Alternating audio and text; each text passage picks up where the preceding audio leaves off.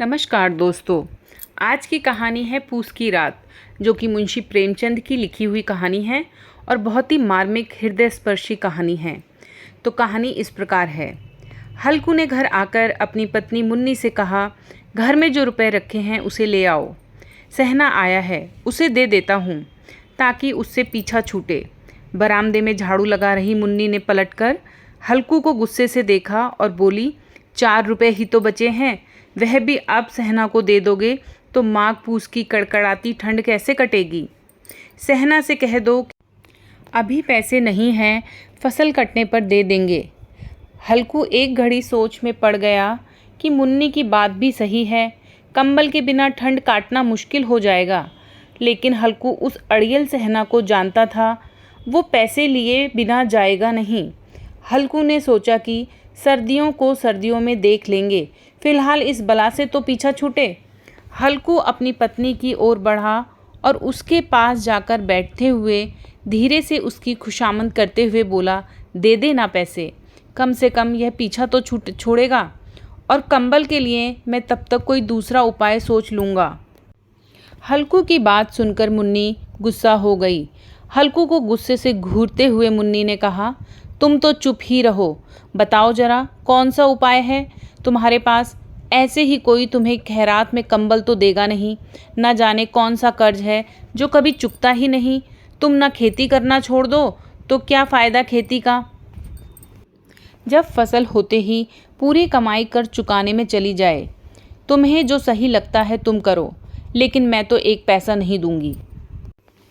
मुन्नी को गुस्से से लाल होता देख हल्कू उदास हो गया और धीमे से बोला, तो क्या मैं उसकी गाली खाऊं? उसकी बात सुनकर मुन्नी का मन पसीज गया और आवाज़ में थोड़ी नरमी लाते हुए वह बोली, ऐसे कैसे वह गाली देगा? क्या उसका राज चलता है यहाँ? मुन्नी जानती थी कि हल्कू की बात में कड़वी सच्चाई है, इसलिए वह उठी और चुपचाप कमरे से रुपए निकाल कर ले आई और हल्कू को थमाते हुए बोली, मैं फिर कह रही हूँ तुमसे, यह खेती बाड़ी छोड़ दो। मजदूरी करोगे तो कम से कम किसी की सुननी तो नहीं पड़ेगी और 2 वक्त का खाना तो नसीब होगा। मुन्नी की बात सुनकर हल्कू चुपचाप सिर झुकाए रुपए लेकर बाहर चला गया। हल्कू उन 3 रुपए की अहमियत जानता था जिसे उसने पाई पाई जोड़कर कंबल खरीदने के लिए जमा किए थे। सहना को रुपए थमाते हुए हल्कू के हाथ कांपने लगे, जैसे वह सीने से अपना दिल निकालकर सहना की हथेली में रख रहा हो। वक्त बीतता गया और पूस की वो कड़कड़ाती सर्द रातें भी आ गईं। आसमान में जैसे चांद तारे भी ठंड से ठिठुरते लग रहे थे। हल्कू अपने खेत के किनारे बांस व पत्तों से बनाई मचान के नीचे पुरानी सी चादर ओढ़े कपकपाते हुए बैठा था और साथ में उसका कुत्ता जबरा भी उसके साथ था, जो सर्दी के कारण बार बार कू कू की आवाज़ निकाले जा रहा था। ठंड इतनी ज़्यादा थी कि दोनों की आंखों से नींद कोसों दूर थी। सर्दी से खुद को बचाने के लिए हल्कू ने अपनी गर्दन को घुटनों से सटाते हुए अपने कुत्ते की ओर देखते हुए कहा, जब पता था कि यहाँ इतनी ज़्यादा ठंड है तो क्यों मेरे पीछे पीछे खेतों में आ गया? घर में होता तो कम से कम 4 दीवारी में इतनी ठंड तो ना लगती। अब पड़े रहो ठंड में यहाँ। अब जबरा शांत हो गया था। शायद उसे पता चल गया था कि उसके मालिक को कूं कूं की आवाज़ से नींद नहीं आ रही है। इसके बाद हल्कू गर्दन को घुटनों पर सटाए सोचने लगा, सब किस्मत है, किस्मत की बात है। हम यहाँ ठिठुरते हुए रात काट रहे हैं और वो पैसे वाले बिना कुछ किए ही मज़ा लूट रहे हैं। इसके बाद हल्कू ने चिलम भरी और ठिठुरते हुए उसे पीने लगा। हल्कू ने अपने कुत्ते जबरे को देखा और कहने लगा, आज यह रात किसी तरह काट ले, कल मैं तेरे लिए यहाँ पुआल बिछा दूंगा, तब ज़्यादा ठंड ना लगेगी। हल्कू वहीं ज़मीन पर लेट गया और सोचा कि कुछ देर के लिए आंख मूंद कर सो लूं, लेकिन जैसे ही उसने आंखें बंद की, ठंड की चुभन जैसे पूरे शरीर में सुइयां चुभने लगी। कुछ देर करवट बदलने के बाद हल्कू पूस की रात को कोसते हुए उठकर बैठ गया। जब सब कुछ करने के बाद भी ठंड जाने का नाम ही नहीं ले रही थी, तो हल्कू ने पास बैठे अपने कुत्ते को उठाया और उसे गोद में लेकर लेट गया। ठंड से बचाने के लिए जबरे के शरीर से आ रही दुर्गंध को भी हल्कू ने नज़रअंदाज कर दिया। जबरे को भी गर्माहट मिल रही थी और उसने भी आंखें मूंद ली थीं और सोने की कोशिश कर रहा था कि तभी जबरे को कोई आहट सुनाई दी और वो एकदम सावधान की मुद्रा में खड़ा हो गया। जबरा अचानक मचान से बाहर निकला और इधर उधर दौड़ते हुए ज़ोर ज़ोर से भौंकने लगा। कुछ देर यहाँ वहाँ भौंकने के बाद जबरा दोबारा हल्कू से सटकर बैठ गया। ऐसे ही रात का एक और घंटा बीत गया और ठंड कम होने का नाम ही नहीं ले रही थी। हल्कू उठकर बैठ गया। वो दोनों हाथों से टांगों को कसकर पकड़े हुए घुटनों पर सिर टिकाए बैठा था। ठंड में हल्कू को लगा कि जैसे उसका खून जम गया हो और वह बेबसी से बस सुबह होने का इंतज़ार करने लगा। हल्कू के खेत के सामने ही आम का एक बड़ा सा बाग था, जिसे देखकर वह सोचने लगा कि पतझड़ शुरू हो चुकी है और ज़रूर इन पेड़ों से पत्तियां झड़ी होंगी, तो क्यों ना इसके सूखे पत्ते लाकर देर तक आग सेक लूं। हल्कू ने सोचा कि वह पत्तियां उठाने तो चला जाए, पर कहीं रात के अंधेरे में उस पर कोई जानवर हमला ना कर दे और उसे ऐसे देखकर कोई भूत ना समझ ले। कुछ देर यूं ही सोचने के बाद हल्कू एकदम से उठा और एक सूखे पौधे को उखाड़कर उसे मशाल की तरह जलाकर पेड़ों की ओर चल पड़ा। अपने मालिक को जाता देख जबरा भी झट से उठ गया और दुम हिलाते हुए हल्कू के पीछे हो लिया। पेड़ों के पास पहुंचकर हल्कू ने उन विशाल पेड़ों को देखा जो अंधेरे में और भी डरावने लग रहे थे। अपने मन के डर को दबाते हुए हल्कू नीचे झुका और पेड़ों के आसपास पड़ी पत्तियों को बटोरने लगा। सूखे पत्तों को समेटने की वो आवाज़ और ठंडी हवा के झोंकों से आ रही पेड़ों की सरसराहट हल्कू को डरा रही थी। ठंड में नंगे पांव पर कंकड़ तो मानो तीर की तरह चुभ रहे थे।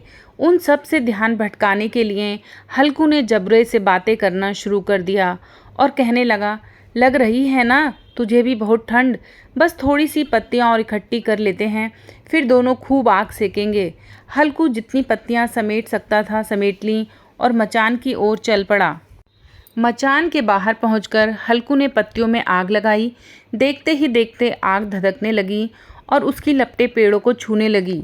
हल्कू और जबरा वहीं आग के पास बैठ गए। हल्कू अलाव में कभी अपने हाथ सेकता तो कभी पाँव, तो कभी आग की ओर पीट कर बैठ जाता। जबरा भी आग के आसपास पसर कर लेट गया और उन लपटों को देखने लगा। हल्कू जबरे की ओर देखकर कहने लगा, कहा था ना मैंने, अलाव जलाते ही ठंड नहीं लगेगी, अब सेक। कुछ समय बाद वो आग की लपटें जैसे कहीं गुम हो गईं और पत्तियों का ढेर सिमटकर राख में बदल गया। अब तो बस कोई हवा का झोंका आता तो बची कुची चिंगारी कहीं बीच में लाल लाल अनार के दानों सी दिखाई देती। हल्कू राख की थोड़ी सी गर्माहट में वहीं चादर ओढ़े दुबक कर बैठा हुआ था, लेकिन जैसे जैसे रात बढ़ती जा रही थी ठंड उसे और जकड़ने लगी थी।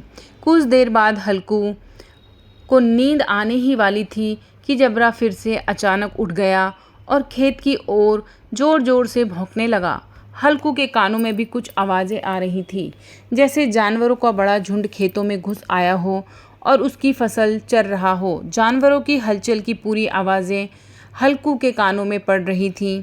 हल्कू आंखें मूंदे ही सोचने लगा कि जबरे के होते हुए आखिर कोई जानवर खेतों में कैसे घुस सकता है। ज़रूर मुझे कोई धोखा हो रहा होगा। हल्कू ने आंखें खोले बिना ही जबरे को आवाज़ लगाई, लेकिन जबरा खेतों की ओर मुँह किए ज़ोर ज़ोर से भौंकता रहा, पर उसके पास नहीं आया। कुछ देर बाद खेत में चरने की आहटें तेज हो गईं और अब हल्कू को पूरा यकीन हो गया कि खेत में ज़रूर जानवर घुस आए हैं। अपने आलस को झकझोरते हुए हल्कू आधे मन से उठकर बैठ गया। इस कपकपाती ठंड में उठकर खेत में जाना और फिर जानवरों को भगाना उसे बेहद मुश्किल सा लग रहा था। हल्कू वहीं बैठे बैठे जबरे को आवाज़ देने लगा। हल्कू की आवाज़ सुनकर जबरा और भी ज़ोरों से भौंकने लगा। खेतों में नील गाय का झुंड घुस आया था, जो पूरी तैयार फसल को चरने के साथ ही उसे तहस नहस किए जा रहा था। जबरा अपना गला फाड़ फाड़ कर भौंके जा रहा था, जैसे उन्हें वहाँ से चले जाने को कह रहा हो। इस बार हल्कू ने पक्का इरादा करते हुए खुद को समझाया और चादर को शरीर पर लपेटते हुए खेत की ओर जाने के लिए कदम बढ़ाने लगा। हल्कू कुछ कदम ही चला था कि अचानक तेज हवा के झोंके ने उसके कदम रोक लिए। हल्कू को ऐसा लगा कि जैसे किसी ने सैकड़ों सुइयां उसके शरीर में चुभो दी हों और उसका पूरा शरीर अकड़ गया हो। हल्कू दौड़ता हुआ राख के ढेर के पास लौट आया और पास पड़ी लकड़ी से उसे कुरेदने लगा ताकि उसके शरीर को कुछ तो गर्माहट मिले। जबरा खेतों के पास भौंकता रहा और हल्कू उस राख के ढेर के पास सिकुड़ कर बैठा रहा जैसे उसे किसी ने जकड़ रखा हो। नीलगाय के झुंड ने देखते ही देखते पूरे खेत को तहस नहस कर दिया। हल्कू उसी राख के ढेर के पास चादर ताने सो गया और जानवरों के जाने के बाद जबरा भी हाँफते हुए हल्कू के पास आकर बैठ गया। सुबह जब हल्कू की आंख खुली तो दिन चढ़ आया था और धूप निकल आई थी। सामने बैठी मुन्नी उसे गुस्से से घूरते हुए जोर जोर से कह रही थी, दिन भर सोए रहोगे क्या? उठ कर देखो तो सही, जानवरों ने पूरी फसल का क्या हाल कर दिया। अब हम क्या करेंगे? तुम्हारे रात में खेत में होने का क्या फ़ायदा? अगर चादर तान कर सोना ही था तो घर पर ही पड़े रहते। मुन्नी को चुप होते न देख हल्कू धीरे उठा और उससे पूछा, क्या तुम खेत से होकर आ रही हो? क्या सच में हमारी पूरी फसल तबाह हो गई है? मुन्नी ने गुस्से से जवाब देते हुए कहा, हाँ, सब कुछ खत्म हो चुका है, हम तबाह हो चुके हैं। हल्कू जानता था कि मुन्नी ऐसे चुप न होगी, तो उसने बहाना बनाते हुए कहा, तुझे तो बस खेत की पड़ी है, मैं यहाँ रात में मरने से बाल बाल बचा। रात को मेरे सीने में इतना तेज़ दर्द उठा कि मैं हिल भी ना पाया। यह तो मैं ही जानता हूँ कि दर्द के साथ मैंने कड़कड़ाती ठंड के बीच रात कैसे काटी है। हल्कू की बात सुनकर मुन्नी कुछ ना बोली। फिर दोनों खेत के पास आ गए और बुरी तरह रौंदे हुए खेत को देखने लगे।